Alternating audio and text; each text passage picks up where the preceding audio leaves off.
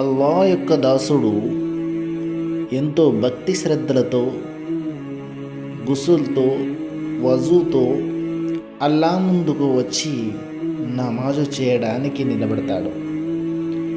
అల్లాతో అరబ్బీ భాషలో తన యొక్క గోడును వెళ్ళబోసుకుంటూ ప్రార్థన చేస్తూ ఉంటాడు.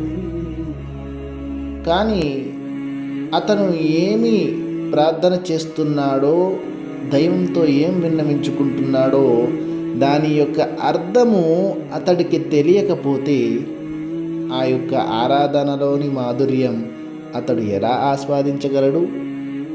మరి మీరు చేస్తున్నటువంటి నమాజ్ యొక్క అర్థము మీకు పూర్తిగా తెలుసా? తెలుసుకోవాలనే ఆసక్తి ఉందా? అయితే తప్పక వినండి. అండర్స్టాండింగ్ ద సలాహ్, మీ నమాజ్ను అర్థవంతంగా చేసుకోండి. ప్రతి గురువారం మధ్యాహ్నం 2:30 గంటలకు జూమ్లో